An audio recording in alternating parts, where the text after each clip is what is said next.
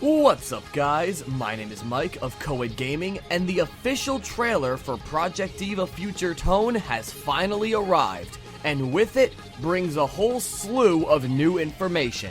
Now, the first piece of information worth sharing is the final list of songs that will appear in Project DIVA Future Tone if you buy both versions. The final song list for Project DIVA Future Tone is 224 songs.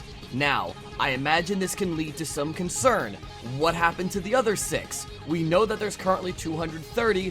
Where did they go? Well, this is how I see it. All of the songs that are going to be in the launch version of Future Tone are all the way up to Snow Miku 2016. Now, what that basically means is every song that's been released on the arcade game from 2010 up until the release of the 2016 version of Snow Miku, all of those songs will be in the game. The last 6, I imagine, will be released as DLC later on down the road, as well as any other additional songs that are added to the arcade game, and the same thing goes for modules. There are a total of 340 modules total in Project DIVA Future Tone.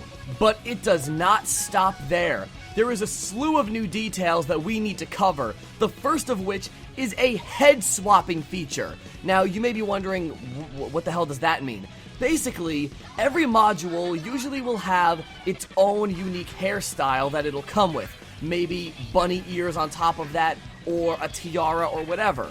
Now, basically what this means is, if you're using a certain module that has a certain hairstyle, that's the hairstyle that you have to go with for that module.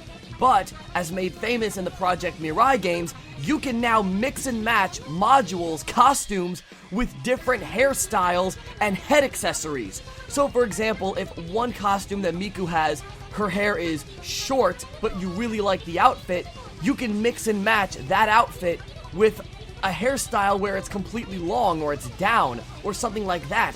I mean, you want to talk about customization, there are now thousands of different combinations that you could do between the different Vocaloids and their different modules and hairstyles. I mean, I never thought that Sega would go so out of their way to give us such a great user experience to be able to customize these Vocaloids to make them whatever we want, but that's exactly what we have. In addition to that, online rankings have been preserved from the arcade game. This is something that I imagine people would say is a given. I mean, it is online, it is the PS4, it's fully capable of maintaining that, but we did not have confirmation until just recently, and there you go. Online rankings will be preserved for every song on every difficulty.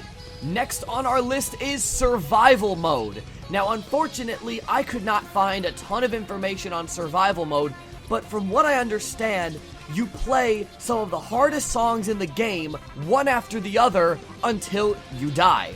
But, just to make it extra confusing for the player, the notes and their locations have all been swapped. So, you want to talk about a challenge on top of extra extreme, this is really going to put the true Project DIVA players to the test. Anyone who thinks that they're good at Project DIVA has another thing coming when they play Future Tone. Future Tone knows that you're good, and it wants to beat you to the ground and take your crown away from you. And it's pretty clear that those top players are going to need to earn it back. I love the fact that Future Tone is implementing a fierce challenge to those who can already say that they've mastered the game. I mean, once you've mastered a rhythm game, there's really nowhere else to go except just show off in front of your friends.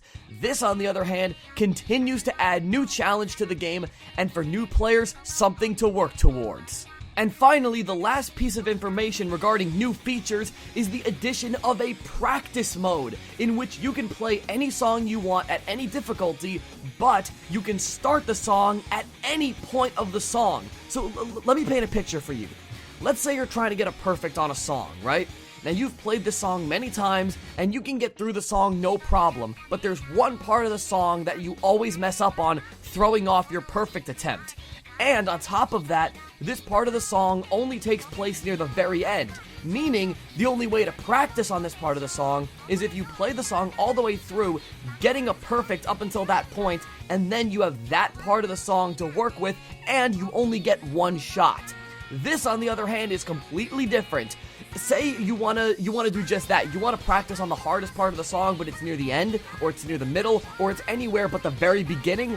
You can start the song from any point you want and practice it over and over until you master it, so that when you go for your perfect run, it's that much easier. Sega, I really have to tip my hat to you. You guys have done a fantastic job of implementing new features on top of the massive amount of content that's already present from the arcade game. This is, without a doubt, the most jam-packed Project DIVA to date. And as I previously mentioned at the beginning of the video, a new trailer has been released by Sega featuring Hatsune Miku Project on YouTube, as well as Nico Nico, showing off all of the things that I am discussing currently in this video, which you can watch right here. Oh, and I forgot, Project DIVA Future Tone will also feature a return to the photo mode from Project DIVA Arcade. Now, Project DIVA Arcade has contests all the time, where people can send in their best photos of Vocaloids wearing specific modules during certain PVs and certain poses, and whichever one is the absolute best, they can win a prize. A lot of times it's exclusive skins, which I'll cover in a moment. And it's nice to know that photo mode will return for Project DIVA Future Tone on PS4. I mean, wow. You want to talk about a game that is packed to the brim with content, and on top of that, the assumed promise of additional songs and modules to be released as DLC as more content is added to the arcade game. Ladies and gentlemen, Project DIVA Future Tone is looking to be the absolute best Project DIVA game of all time, unless Sega can somehow top this, which honestly, that's going to be a tough task. Now, there is one thing I want to talk about. It seems like Sega has nailed it. They've hit every single note that they needed to hit, no pun intended, to create the absolute perfect Project DIVA game.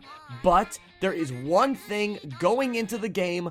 Granted, we have about a month before the game releases, but there is one thing that I want to talk about and bring to everyone's attention, just so there's no surprise when the game launches.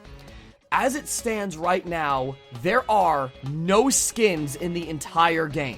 There are no skins that you can unlock. There are no skins that you can buy, and there are no skins that you can win. I touched on this in my last video, discussing how it would be foolish for Sega to not include any skins in Project DIVA Future Tone.